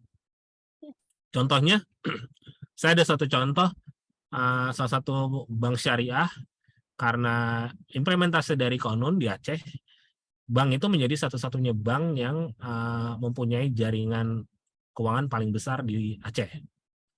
Satu komplain aja itu bisa berakibat fatal, karena itu nanti stakeholder di sana akan benar-benar melihat. Karena yang dipertaruhkan itu bukan hanya layanan banknya saja, tapi implementasi dari kebijakan pemerintah, yaitu konon di sana. Semakin banyak keluhan, tentu masyarakat akan terbebani pikirannya, dan juga pemerintah akan melihat bahwa implementasi konon tersebut tidak berjalan dengan baik, sehingga nanti pemerintah nggak mau tahu, pemerintah daerahnya pasti akan nanti nuntutnya ke institusi perbankan syariah tersebut. Jadi memang di sini yang diperlukan adalah respon yang cepat, tapi juga nggak semuanya itu harus direspon. Jadi kita harus memilah mana yang harus kita respon, mana yang cukup kita notice. Nah, itu ada beberapa instrumen. Salah satu indikator paling gampang adalah kita punya data, apakah ini followers yang memang dia mempunyai pengaruh ataupun tidak, ataupun orang ini mempunyai pengaruh walaupun followersnya sedikit, seperti itu. Ataupun konten ini benar-benar fenomenal. Jadi ada orang yang baru bikin satu akun, belum punya followers, dia bikin satu yang kisah fenomenal, dia mention kemana-mana, ke kantor berita. Kemudian ada satu akun besar yang melakukan retweet, dan ini kemudian menjadi viral. Itu juga perlu kita tindak lanjuti. Jadi nggak semua ini, balik lagi, tergantung case-nya. Jadi memang dibutuhkan kerjasama antara engine dengan juga manusia. Engine untuk mengeruk semua data, manusia untuk mengolah data tersebut. Karena kalau semuanya diserahkan kepada engine, nggak akan saya percaya engine itu bisa mendapatkan bisa mengerjakan apa yang tidak bisa dikerjakan oleh manusia, yaitu mendapatkan data sebanyak-banyaknya. Tetapi saya juga percaya engine tidak bisa melihat ataupun merasakan konten itu berdasarkan bagaimana cara otak manusia berpikir, seperti itu. Mungkin kalau nanti makin canggih ke depannya, saya yakin sih kemampuan manusia itu nanti hanya minor aja, cukup di minor, semuanya akan dikerjakan semua oleh engine. Tapi untuk saat ini dibutuhkan kerjasama antara itu sih. Jadi pemahaman mengenai satu konteks terhadap data, yang data itu dikumpulkan melalui engine, sehingga menghasilkan data dan juga rekomendasi yang holistik kepada klien kita. Seperti itu. Oke, komprehensif sekali. Ini kayak cukup menjawab juga ya untuk pertanyaannya dari Wanudi Arslindu. Nah, mungkin aku mau pindah ke Mas Olek. Mas Olek, tadi kan kayaknya juga Mas Arif sempat bahas soal PR value, add value gitu ya Mas Olek ya. Nah, kalau dalam media monitoring sekarang ini, apakah PR value memang masih menjadi tolak ukur ketika setor data, misalkan setor data coverage ke klien, ataukah sebenarnya dari media monitoring sendiri ini tuh juga sudah punya opsi gitu. Kalau misalkan memang tidak diukur dari PR value, berita ini tuh penting atau penting atau tidaknya ini bisa diukur dari mana sih Mas gitu, selain PR value misalnya, apakah ada pengukuran yang lain atau seperti apa? Ya, makasih Mbak. Untuk PR value, saat ini kita sesuai kebutuhan dari klien ataupun dari agensi. Tentunya ada beberapa agensi yang sudah mulai meninggalkan PR value karena dinilai angkanya ini terlalu besar gitu kan, gitu. Angkanya terlalu besar gitu, nilai rupiahnya tuh wah gede banget gitu. Tapi kalau misalnya masih mau dibutuhkan, ya pasti kita provide gitu. Jadi dari sisi media monitoring akan di provide keduanya. Lalu bagaimana kalau tidak memakai PR value gitu? Nah, yang diukur adalah kualitas dari si artikel. Tadi Mas Arif sudah menjabarkan banyak terkait tiering media, lalu itu kan dari sisi output dari output yang dari misalnya kita sebar rilis ataupun dari brand mention di perusahaan gitu kan. Tiering misalnya dari 100 berita yang memberitakan, di tier media satunya ada berapa persen, misalnya 30% gitu, atau 30 artikel gitu. Pembobotan itu yang bisa jadi nilai bentuknya berupa scoring gitu. Poin tiering itu yang pertama, misalnya yang kedua berapa banyak spokesperson internal yang dikutip, lalu seberapa besar sentimennya gitu kan. Dan semuanya ini pasti dibaca sama analis ataupun sama coder gitu. Jadinya mereka yang menentukan si kualitas artikel ini seberapa besar. Nah, dari situ bisa diukur scoringnya, misalnya dari 100 artikel skornya 8 nih karena memang banyak poin-poin yang sudah masuk gitu. Nah, itu kembali lagi ke kebutuhan dari masing-masing perusahaan ataupun agensi gitu untuk menilai kualitas ya clipping yang masuk gitu. Tapi kalau saat ini di Indonesia ketika ditanya apakah PR value pasti digunakan, sangat digunakan gitu. Hampir dari total 200 klien binokular saat ini itu hampir bisa dibilang tuh hampir 150 tuh masih pakai PR value, Mbak. Kira-kira begitu. Oke, karena mungkin juga balik lagi ya untuk mengukur kalau marketing kan yang bisa diukur adalah sales ya gitu. Kalau misalkan PR ya paling gampang adalah ya PR value-nya gitu ya. Karena balik lagi itu beda gitu. Kita ngukurnya adalah artikel, kita ngukurnya ada tulisan gitu ya Mas Olek ya. Nah, lalu untuk mediatir sendiri berarti tetap harus ada kesepakatan juga ya Mas Olek ya Betul. dengan klien ya. Karena nggak bisa misalkan atau binokular tuh bisa menyarankan kayak mediatir Indonesia tuh ini gitu, tapi setelah itu harus approve dari sisi brand atau korporasi atau gimana, Mas? Ya, biasanya alurnya gitu, antara kami yang menyarankan maupun dari sisi klien atau agensi yang sudah punya list. Karena tadi kan kembali lagi saya mengulang dari Mas Arief, industrinya apa dulu gitu kan. Kalau industri perbankan pasti tier satunya Infobank gitu kan. Media asuransi pasti media asuransi gitu. Atau di teknologi pasti Teken Asia. Kira-kira seperti itu, Mbak. Oke. Nah, mungkin pertanyaan terakhir kali ya, ini untuk Mas Arief gitu. Kalau kita bicara, balik lagi seperti tadi Mas Arief bilang, marketing bisa diukur dengan sales gitu. Tapi kan kadang-kadang tuh ada BOD gitu atau atasan-atasan tuh yang tidak paham dengan bagaimana sih mengukur reputasi gitu, karena mungkin mereka tipe-tipe yang maunya result gitu ya, Mas, ya. Mereka mungkin tidak mau terlalu tahu dengan yang namanya proses gitu. Dan mungkin juga teman-teman di sini juga pernah merasakan gitu ya, punya atasan gitu atau memang sedang mengalami bahwa mereka ini kurang paham nih dengan cara kerja membangun reputasi gitu ya, membangun awareness dan segala macam gitu. Gimana sih Mas kita tuh harus mulai mengedukasi gitu, orang-orang non komunikasi gitu ya, entah teknik, entah mungkin juga entah dari sisi teknis, entah juga dari sisi BOD gitu untuk tahu bahwa membangun reputasi ini tuh harus yang seperti ini gitu. Result-nya itu akan jangka panjang gitu. Ada yang namanya pengukuran PR value karena mungkin dari sisi orang-orang non komunikasi itu nggak paham kan Mas ya. PR value itu apa sih? Terus konversinya ini ke apa gitu. Kalau tadi marketing tuh jelas ya penjualan gitu. Nah, how we can educate this kind of people gitu. Mungkin juga teman-teman di sini ada yang merasakan tapi mungkin juga malu untuk nanya atau gimana gitu. But how Mas Arief? Mas, masih ke-mute, Mas. Oke, sorry. Biasanya di organisasi yang udah mature ya, apalagi yang gini, permasalahannya memang biasanya di organisasi itu kegiatan terkait dengan korkom itu, corporate communication itu masih digabung misalnya di dalam organisasi marketing.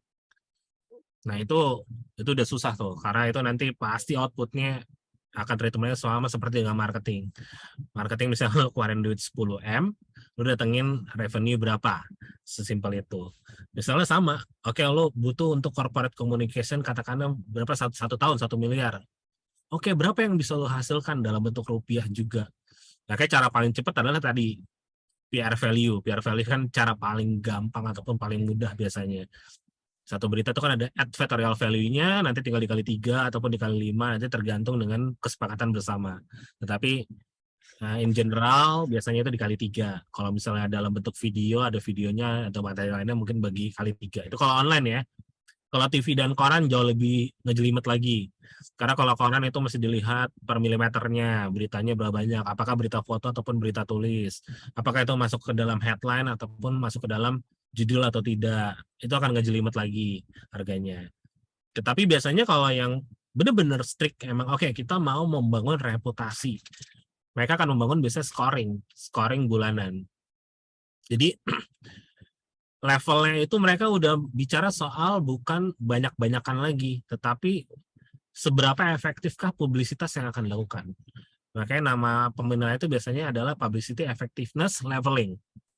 Jadi bagaimana satu publisitas ini bisa mendapatkan tingkat efektifnya bagaimana. Jadi seperti yang tadi balik lagi ke pembobotan media. Jadi kalau yang memang sudah sangat-sangat mature, biasanya mereka masing-masing beritanya pun dibobot. Jadi ada rumusnya tersendiri. Jadi berita di Detik, ataupun berita di tier 2, tier 3 lainnya, ataupun berita tier 1 itu mempunyai bobot yang berbeda. Dan itu melakukan penghitungan menggunakan rumus, sehingga nanti dalam satu periode, misalnya 30 hari atau satu bulan, itu nanti akan keluar tuh tingkat scoringnya. Scoringnya itu unlimited. Semakin banyak berita yang bagus, semakin banyak berita di tier tinggi, maka outputnya itu skornya akan jauh lebih tinggi. Jadi bukan sesimpel misalnya kalau yang normal aja biasanya kayak gini. Oke, berita positif itu nilainya 3, berita netral itu nilainya 1, berita sensitif itu 0, berita negatif itu 8, minus 8, sorry. Kenapa minus 8? Dengan asumsi bahwa dibutuhkan 2 atau 3 berita positif untuk bisa menjadikan 0 lagi berita negatif. Asumsi dasarnya seperti itu. Jadi karena kan bagaimana cara untuk mengkuantifikasi berita negatif kan? Jadi kayak waktu itu dilakukan penelitian, ternyata dibutuhkan 3 berita dengan 3 berita positif di media yang sama, hingga nanti efek yang dihasilkan itu menjadi netral lagi terhadap satu berita negatif. Makanya skor berita negatif itu tinggi banget, minus 8. Jadi kalau bayangkan kalau misalnya 10 berita negatif secara matematika, maka dibutuhkan berapa ya? 30 berita positif hanya untuk bisa menetralkan berita negatif tersebut. Nah, kalau yang di penghitungan tradisional itu hitung-hitungannya seperti itu. Jadi nanti tiap bulan dikumpulin semuanya, berita negatif berapa, berita positif berapa, berita netral berapa, dibagi jumlah berita. Nanti keluar tuh angka hasil skornya. Tetapi di beberapa perusahaan dan juga di beberapa akademisi menganggap bahwa sistem penilaian ini nggak fair. Karena tidak melakukan pembobotan dari masing-masing berita. Makanya yang lebih advance adalah melakukan pembobotan berita, dikumpulin semua dan kemudian dibagi dengan angka koefisien atau angka pembaginya. Sehingga nanti keluar scoring yang menurut mereka fair. Kenapa scoring ini jadi penting? Katakanlah misalnya ternyata dalam 1 tahun kita udah bisa melihat data scoring tiap bulan. Ternyata kita bisa melihat bahwa ternyata di bulan Agustus nih angka kita selalu kecil nih skor kita. Sehingga nanti dalam menyusun kerangka kerja 1 tahunan ke depan, kita bisa merekomendasikan, oke, kita tetap mempunyai kegiatan bulanan, tetapi nanti kita akan tingkatkan lagi di Agustus nih, supaya skor Agustus bisa mengimbangi bulan-bulan yang lainnya. Ataupun juga nanti kita bisa melihat ternyata di bulan Desember itu selalu low banget. Kenapa? Kita bisa lihat juga, ternyata memang udah mulai banyak libur, sehingga media mulai menurunkan jumlah beritanya, sehingga nanti kita bisa, berarti kita nanti di bulan Desember kita tidak perlu melakukan effort terlalu banyak, karena bagaimanapun kita melakukan effort, ternyata memang dari sisi leadership dan juga dari sisi medianya memang angkanya tidak akan berubah terlalu banyak. Jadi data-data yang itu dan juga scoring yang dihasilkan itu nanti bisa untuk mengambil keputusan langkah ke depannya mau seperti apa. Jadi nggak cuma sebatas asumsi. Kan kebanyakan ini kita kan kalau kita rasakan ya, apalagi udah banyak kerja ya, itu kan selalu kan ngerasa aja gitu kayak, kenapa ya kayaknya di bulan puasa tuh berita kita tuh kayaknya dikit deh gitu. Kalau udah kata kayaknya di depan tuh udah bubar tuh. Udah kita nggak perlu bikin perusahaan tuh, kita bikin karena semuanya berdasarkan rasa gitu loh. Tapi kalau kita punya data, kita present ke semua pengambil keputusan, ternyata kita punya nih, di bulan-bulan tertentu nih ini dikit nih. Jadi nanti kita bisa untuk menyusun kerangka komunikasi yang lebih komprehensif lagi nanti untuk tahun berikutnya. Karena dari hal yang ini tentu kita akan melihat bagaimana cara kita merespon hasil yang negatif tersebut kan, dan sehingga itu tuh, dan juga BOD juga akan melihat bahwa kerja perusahaan untuk membangun reputasinya itu terukur semuanya. Tentu yang paling ultimate memang perlu diadakan antara itu ya survei survei PR juga terhadap semua stakeholder mengenai reputasi ya, mengenai reputasi perusahaan. Cuma itu kan sesuatu yang biasanya dilakukan tidak dalam setiap tahun, tapi dalam beberapa tahun sekali gitu. Dan itu juga biayanya sangat besar karena melibatkan korespondennya itu sangat banyak. Jadi kalau bicara setiap bulan bagaimana kita mengukur ya, tergantung metode pengukurannya sendiri. Ada beberapa perusahaan yang menggunakan metode scoring untuk pembobotan media, ada yang melakukan benar-benar tidak melakukan pembobotan media. Tapi outputnya sama, jumlah skor, dan itu nanti skor itu yang digunakan untuk sebagai basis melakukan strategi komunikasi ke depannya. Kira-kira seperti itu. Oke, thank you banget Mas Arief. Daripada pusing-pusing ya kita ngumpulin data sendiri ya kan, scoring-scoring sendiri pusing-pusing, langsung kita harus cari media monitoring gitu ya kayak binokular, karena saya sendiri pun juga pernah pakai binokular gitu ya, semua datanya lengkap. Jadi kalau misalkan teman-teman memang pengen tahu pemberitaannya seperti apa, bahkan juga teman-teman Bino ini bisa bantu untuk ini ya, Mas Olek ya, bantu untuk analisa ini positif atau negatif atau netral gitu ya. Karena kadang-kadang kalau kita yang analisa suka siwer gitu ya, ini netral apa positif gitu. Jadi biasanya memang akan dibantu data lebih lengkap dari teman-teman media monitoring sehingga untuk bisa argumentasi gitu ya, argumentasi maybe ke manajer, ke atasan gitu ya soal reputasi kita itu akan lebih terukur gitu karena datanya sudah diolah gitu daripada kita sendiri internal yang berusaha mengolah gitu. Kadang-kadang suka pusing-pusing sendiri karena kebanyakan data. Gitu ya. Oke, mungkin ada akhir ini mungkin ada pesan-pesan terakhir mungkin dari Mas Olek ataupun dari Mas Arief gitu ya seputar media monitor dan data analisis sebelum kita foto bersama. Silahkan Mas Olek. Ya, terima kasih Mbak Felix. Untuk pesan terakhirnya mungkin dari saya, media monitor ini bisa digunakan untuk banyak hal di dalam sektor di komunikasi gitu, nggak cuma untuk mantau pemberitaan atau mantau campaign aja yang sudah dipublish, tapi juga bisa untuk dipakai data-data riset dan untuk menggali lebih banyak terkait market di media massa gitu. Oke, thank you Mas Olek. Mas Arief mungkin? Oke, media monitoring ini menyenangkan ya, gue kalau boleh bilang menyenangkan karena ini mengubah cara pandang kita terhadap berita dan juga media gitu. Jadi kita melihat media ataupun berita itu tidak seperti ya mungkin kalau orang biasa melihat ya udah ini berita, ada beritanya, ada subjeknya, ada predikatnya, ada narasumbernya, ada waktunya, ada tempatnya. Tapi nggak lebih. Media monitoring adalah pola pikir kita atau upgrade pola pikir kita untuk melihat media jauh lebih dalam lagi. Dan ini bagus karena ini bisa melatih ataupun merangsang pola pikir kita sehingga kita dalam melihat apapun itu menjadi lebih terstruktur sebetulnya. Satu. Kemudian kita bisa menjadi lebih waspada sebetulnya. Jadi ketika kita melihat satu berita ataupun satu konten, karena kita biasa melatih diri kita untuk yang untuk selalu merespon ini sebagai sesuatu yang bisa mendatangkan krisis, maka kita bisa melihat segala sesuatunya itu jauh lebih cepat sebetulnya. Jadi itu yang gue rasain dan media monitoring ini sangat-sangat penting bagi perusahaan untuk melakukan atau merespon satu situasi. Jadi tanpa media monitoring ini maka saya rasa kegiatan komunikasi yang dilakukan itu biasanya hanya berdasarkan asumsi aja. Dan karena tidak berdasarkan data maka sebetulnya tujuan yang ingin dicapai itu sudah hampir pasti akan meleset.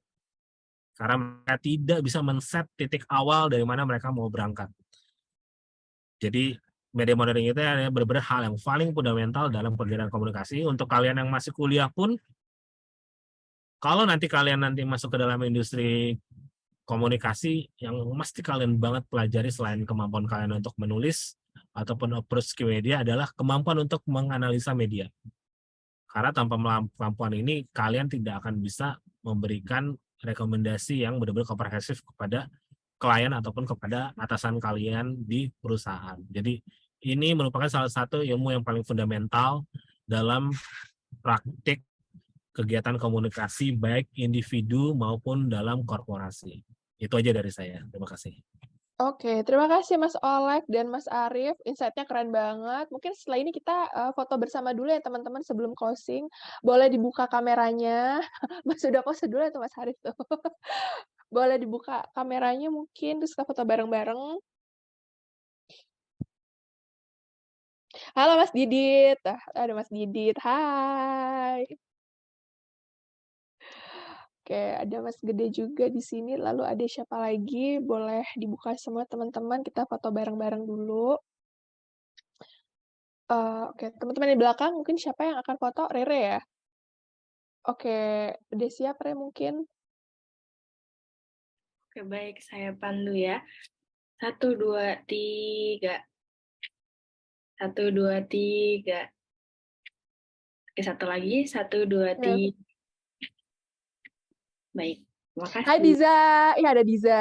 Hai. Oke, oke kalau gitu terima kasih banyak teman-teman. Mungkin nanti kalau misalkan masih ada yang ingin bertanya-tanya bisa langsung ke Instagramnya Binokular atau juga bisa ke Briefer ya, ke Instagramnya Briefer kalau misalkan teman-teman masih butuh insight lagi, kita akan bisa ngobrol-ngobrol lebih jauh lagi. Oke, sebelumnya terima kasih banyak untuk kehadiran teman-teman semua. Sampai jumpa di seri webinar Briefer selanjutnya. Selamat sore. Sorry.